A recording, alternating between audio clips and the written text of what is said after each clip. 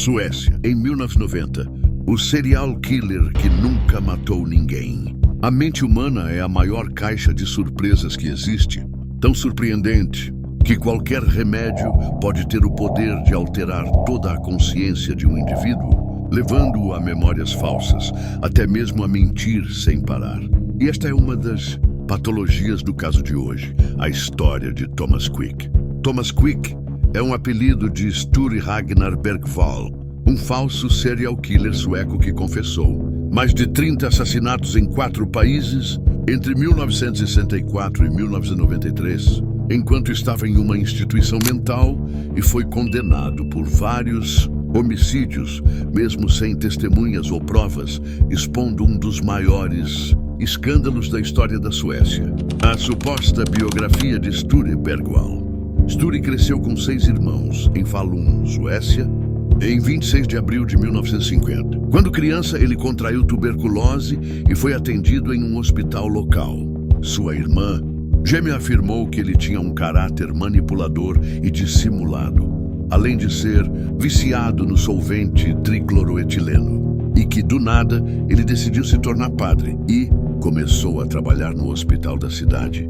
De acordo com Sture, ele teria sido abusado sexualmente por seu pai aos 4 anos de idade. Sua mãe teria flagrado a cena e, de tão horrorizada, sofreu um aborto espontâneo. Sture teria assistido ao pai cortar o cordão umbilical do feto e, nervoso, feria a cabeça dele. Por fim, o feto teria sido enterrado às margens de um lago e sua mãe culpou Sture pelo aborto, tentando matá-lo 2 vezes. A juventude de Sture foi marcada por problemas sexuais. Aos 19 anos, no Hospital Falun, ele molestou 4 meninos, um deles foi estrangulado e quase morreu. O médico examinador, Otto Brundin, alegou uma tentativa de assassinato, levando Sture a ser condenado à internação em um hospital psiquiátrico fechado. Durante a análise psiquiátrica, o diagnóstico foi alvo de discussões. Otto Brundin afirmou que o Sture sofria de perversão sexual de alto grau, sadismo e pedofilia. Porém, o médico Yngve Holmstedt afirmou que o paciente não possuía graves problemas sexuais e que sua compulsão sexual por meninos seria fruto de mera ansiedade. O tribunal julgou não haver provas de que Sture quisesse matar a criança. E com o diagnóstico de persona imatura e transtorno de personalidade antissocial, ele foi internado no Hospital Säter em 1970, recebendo tratamento psicológico até 1987. Mas você, ouvinte, pode estar pensando, mas já que Sture foi internado, ele parou de cometer delitos, certo? Errado. Em 1964, já internado, Sture esfaqueou um homem, porém não foi acusado e nem processado. Em sua defesa, afirmou que estava sob influência de álcool, barbitúricos e tricloroetileno e que o último o levou a cometer tal ato. Em 14 de dezembro de 1990, Sture, juntamente a um comparsa, cometeu um roubo e manteve uma família refém. Enquanto ele estava ameaçando a vida da família e esfaqueando as paredes com uma faca, seu cúmplice forçou o pai da família a sacar 245 mil coroas suecas. Após nova prisão, uma investigação em 1991 o diagnosticou com transtorno de personalidade borderline e conduta sexual com traços sadomasoquistas. Em junho de 1991, foi novamente condenado à internação psiquiátrica fechada no Hospital Säter. De 1991 a 2001, ele foi tratado com psicotrópicos pesados, o que gerou efeitos colaterais nele. Sture alegou ter múltiplas personalidades e planejou uma tentativa perturbada de chamar a atenção das pessoas. Quick gostava de passar seu tempo livre em uma biblioteca dentro do hospital, onde começou a pesquisar sobre assassinatos não resolvidos. A partir daí passou a confessar a autoria dos piores crimes que ele descobria e a utilizar o alter ego Thomas Quick, uma mistura do nome de sua suposta primeira vítima, Thomas Blomgren, com o sobrenome Quick, o nome de solteira de sua mãe. Para facilitar o entendimento do ouvinte, a partir de agora passaremos a chamar Sture Ragnar Bergwall apenas de Thomas Quick. Casos que chegaram a julgamento. Charles Zelmanovitz. Charles desapareceu em 1976 e seus restos mortais foram encontrados em 1993 em Pitolmshed, em Suécia, com causa da morte indeterminada. Quick confessou o assassinato no início de 1994 e foi condenado em novembro de 1994 pelo Tribunal de Piteå. Na época do desaparecimento, Quick não tinha acesso a carros, mas apontou um suposto cúmplice, que teria se suicidado em 1977. Faltavam evidências e o tribunal considerou que a confissão de Quick seria suficiente. O advogado dele, Gunnar Lundgren, foi convencido de sua culpa e passou a considerá-lo como serial killer. Durante o julgamento, Quick teve crises de ansiedade, choro e costumava ser conduzido por suas enfermeiras para fora do tribunal para medicação. Este caso foi o primeiro a ser revisto pelo Tribunal de Apelação de Upper Norland em fevereiro de 2013 e foi encerrado em julho de 2013. Professor de psicologia Sven Christiansson Casal Stegerhuis, o casal holandês Marinus e Jannis Stegerhuis, foi encontrado morto a facadas em 1984, em uma barraca perto do lago Apojaure, na Lapônia, Suécia. Em novembro de 1994, Quick confessou os assassinatos, mas faltavam evidências. Quick forneceu informações consistentes, contando supostas revelações, e foi condenado em 1996. O veredicto e a investigação preliminar foram criticados, apontando ser estranho nomear um suposto cúmplice que nunca é processado. Uma revisão criminal foi concedida por um tribunal de apelação em fevereiro de 2013 e o caso foi arquivado em maio de 2013. Quick foi absolvido em julho de 2013. Johan Asplund. O caso Johan Asplund desapareceu de Sundsvall, Suécia, em 1980 e o corpo nunca foi encontrado. Este caso foi a primeira confissão de Thomas Quick em 1992, mas ele só foi condenado em 2001. O veredicto reafirmou falta de evidências do envolvimento dele e nem foi explicado qual carro ele usava na época do crime. Mas, mesmo assim, ele foi condenado com base na sua detalhada confissão. Os pais da vítima não acreditavam no envolvimento de Quick com o desaparecimento de seu filho e perseguiram o assunto legalmente por vários anos. Em janeiro de 2012, um tribunal de apelação revisou o caso. Em março de 2012, o promotor pediu o encerramento do caso e Quick foi absolvido em agosto de 2012. Yenon Levi. O israelense Yenon foi à Suécia visitar parentes e passear, mas foi encontrado morto em 1988 em uma estrada local. Quick confessou o assassinato em 1995 e foi condenado no Tribunal de Hedemora em 1997. Mais uma vez, o suposto cúmplice de Quick foi citado, mesmo que nunca tenha sido processado e nem intimado. Mas, uma vez, não havia ligações de Quick ao crime, e mesmo assim ele foi condenado, com base nas suas confissões. Este caso é bizarro, porque Quick disse ter usado várias armas diferentes em várias declarações diferentes para vários jornalistas diferentes, até acertar a verdadeira arma do crime, um pedaço de madeira. O que é estranho, porque o verdadeiro assassino diria este detalhe sem nenhum problema de memória. Em abril de 2009, Quick pediu uma revisão criminal concedida por um tribunal de apelação em dezembro de 2009. A acusação foi retirada em maio de 2010 pela promotora Eva Finé e, em setembro de 2010, Quick foi absolvido. Therese Johannessen. Therese foi uma criança desaparecida em 1988 em Drammen, Noruega, e o corpo dela não foi encontrado. Quick novamente confessou o crime, sem evidências do envolvimento, e foi condenado em 1998. O tribunal concluiu que, mesmo sem provas, a confissão seria verdadeira. Exemplo, Quick contou sobre uma suposta doença de Therese, que não era conhecida pela polícia e não foi informada pela mãe da vítima.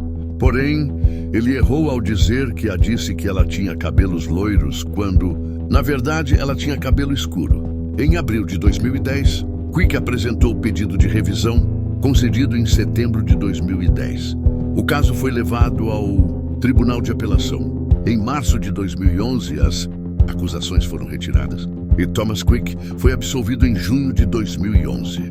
Trine Jensen. Trine desapareceu de Oslo em 1981. O corpo foi encontrado quase 2 meses depois em uma floresta próxima. Em 2000, Quick confessou o crime e foi condenado no Tribunal Distrital de Falun, com base em seu depoimento.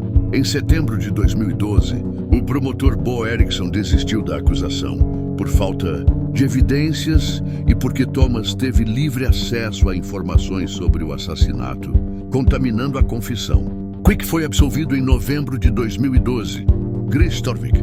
Gry foi encontrado morto em Myhrvold, Noruega, em 1985. Quick, novamente, confessou o crime e foi condenado em 2000, apenas porque a história de Quick batia com a investigação. Posteriormente, uma amostra de sêmen no corpo da vítima foi examinado e não pertencia a Quick, o que levou o ministro da Justiça norueguês a duvidar de Thomas. Em setembro de 2012, o promotor Bo Eriksson desistiu da acusação por falta de provas e porque Quick também tinha livre acesso às informações do assassinato antes de ser interrogado pela justiça. Ele foi absolvido em novembro de 2012. Pós-julgamentos, os ministérios públicos sueco, norueguês, finlandês e dinamarquês listaram 39 assassinatos que Quick admitiu, mas as informações eram vagas e geraram dúvidas quanto às confissões, incluindo o comparsa, que nunca foi identificado. Quick foi condenado entre 1994 e 2001 em vários tribunais distritais, mas nenhum destes foi julgado em tribunais de apelação. O que é estranho, pois, mesmo com uma quantidade absurda de delitos em suas costas, ele não possuía um mínimo recurso para a apelação para se livrar de alguma morte. Intrigados com as declarações de Quick e com a notícia de que ele estava sob efeito de fortes medicamentos, os médicos e a polícia testaram cortar os remédios e ouvir os depoimentos com ele sóbrio. Após o teste, sem medicamentos, ele parou com as confissões e de dizer que se chamava Thomas Quick. Em um documentário sueco de 2008, 2 jornalistas, Hannes Rostam e Jenny Kutin, entrevistaram Quick. Na entrevista, ele revelou que não havia feito nada daquilo. Em tom de ironia, teria perguntado: "O que posso fazer se não cometi esses assassinatos? Ser preso?" Porém, Hannes respondeu: "Agora você tem sua grande oportunidade, me dizer a verdade." Assim, ele desmentiu todas as confissões e afirmou que até mesmo as histórias da morte de seu suposto irmão Simon e dos supostos abusos que ele sofreu de seus pais eram mentiras, algo que seus irmãos sempre alegaram. A terapeuta de Quick da década de 1980, Birgitta Rindberg, afirmou que ele teria mentido antes, ao dizer que foi abusado por uma irmã e não pelo pai. Isto mesmo que ouviu. Sture Ragnar Bergvall, mais conhecido como Thomas Quick, mentiu sobre tudo. Ele nunca matou ninguém. Seu pai e sua irmã nunca o molestaram, a sua mãe nunca abortou e nem nunca tentou matá-lo, o suposto irmão. Abortado nunca existiu. Tudo foi invenção de sua mente perturbada. Em 2014, o Tribunal Administrativo do Falun anunciou que Quick seria autorizado a deixar o Hospital Sæter para continuar o tratamento em casa. Em 2015, foi anunciado que ele recebeu alta do atendimento ambulatorial. Após todo este distúrbio, foi a hora de buscar respostas para tantas confissões falsas. Questionamento do caso Thomas Quick. O primeiro alvo das contestações foi Claes Borgström, que foi advogado de Thomas Quick por 5 anos. Ele foi questionado por falhas ao defender seu cliente, não tendo-o considerado inocente durante os julgamentos. O criminologista Leif Persson criticava a investigação contra Quick ainda em 1993. Segundo ele, os erros estavam na falta de testemunhas e de evidências técnicas, bem como o fato de as sentenças serem baseadas apenas nas confissões e na suposição de que ele sabia de informações que apenas a polícia sabia. Persson afirmava também que havia testemunhas e vestígios que negavam o envolvimento de Quick, mas que não foram levados em conta pela justiça. Jan Olsson esteve envolvido em algumas investigações sobre Quick, chegando a escrever uma carta ao promotor apontando as deficiências das investigações e a deixar as investigações policiais em protesto. Olsson publicou artigos duvidando que Quick fosse um serial killer e também criticou a inércia de seu advogado. Olsson afirmou que os investigadores e o tribunal ignoraram os erros nos depoimentos dele. A comissão Bergvall, em 2013. O governo sueco nomeou uma comissão liderada por Daniel Tarschys para revisar o caso Quick. Tal relatório, apresentado em 2015, concluiu que havia 4 fatores principais que levaram o caso a ir até agora. 1. As falsas confissões de Thomas Quick. 2. A consideração especial dada a Quick, transformando os erros nos interrogatórios em meros esquecimentos. 3.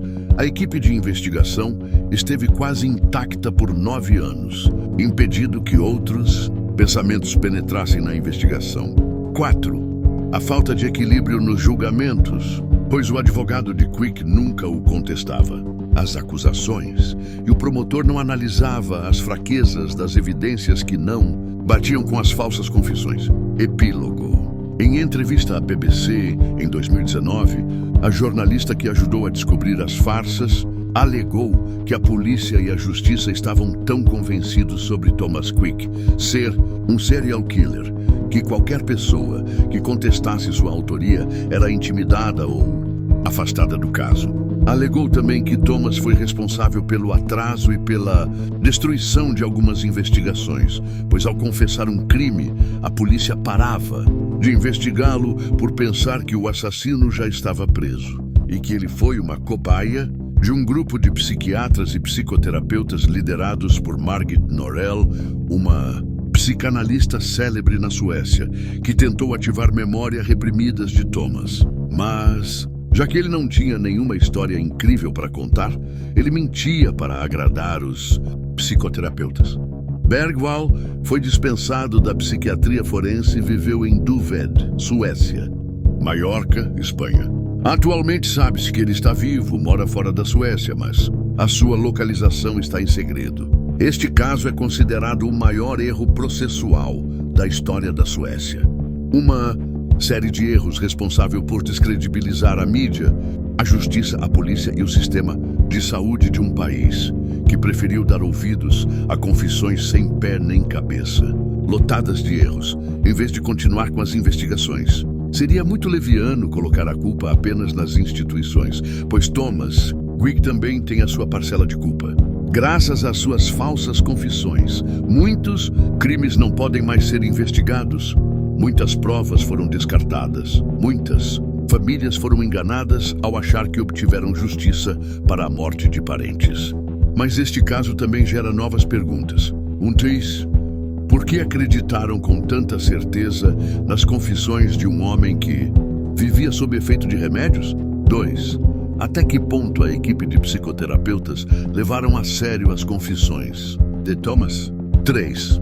Por que seus advogados nunca contestaram o fato de que seu cliente confessou 39 assassinatos sem defendê-lo? 4. Será que um dia alguns dos casos falsamente confessados por Thomas serão esclarecidos? Talvez nunca teremos respostas, mas é certeza que este é um caso que as instituições suecas querem esquecer, tamanha a vergonha causada à nação.